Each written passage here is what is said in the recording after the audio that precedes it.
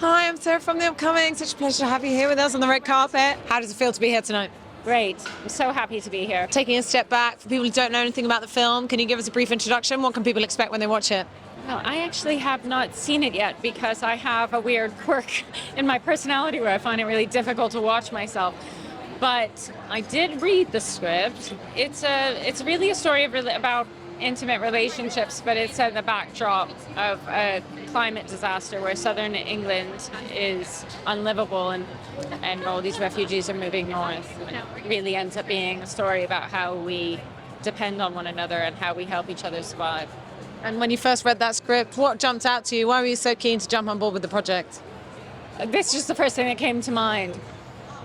Near the end of the film, after a long trek through northern England and up into Scotland, they get to a radio, and on the radio, the report is that Dorset has subsided.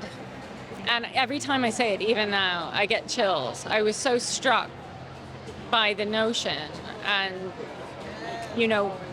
we are seeing climate change play out all over the world. It still seems shocking when you consider it happening where you live. And so that's just what came to mind. And about your character, how did you see her and how did you prepare to play her? Well, she's so different from me.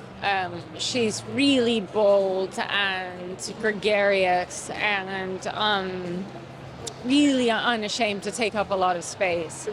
So there was definitely an element of dread in preparing that I'd be able to really kind of find her. And it's just one of the things that's so fascinating about doing this work is that, we can talk about containing multitudes, but it's really hard to always to access those parts of yourself that you just don't lead with in life. And wonderful and sort of weirdly life-affirming to find out that they're there and that you don't have one avenue to handle a situation or how to be in the world, but you have this garden of choices of how you can react in a situation and what you can do. And these characters remind me of that, and they force me to engage in relationships in a way that I wouldn't normally. And Jodie Comer, she just strikes me, every time I see her as something new, she's got a very chameleonic ability to take on different roles. Yeah. What was it like working opposite her on this film? It was a delight to work with her. She's a wonderful actor and a wonderful person, and very dedicated and hardworking, but also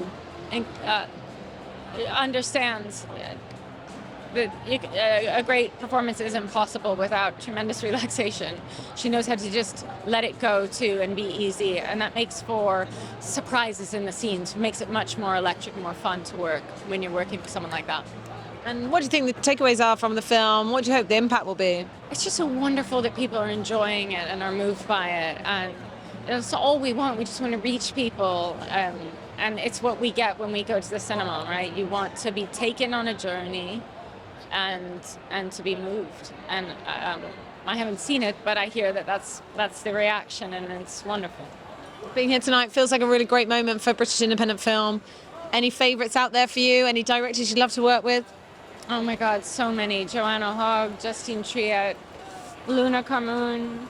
I'm discovering new filmmakers every year, and I have, like Joanna Hogg, I've probably seen all of her films 20 times. There's those that have been with me for a long time, and it's an extraordinary collection of filmmakers this country has to offer the world.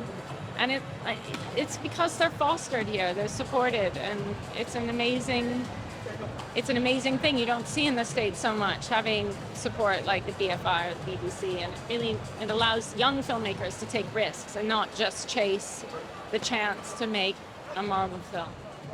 Fantastic. Thanks so much for enjoying the night.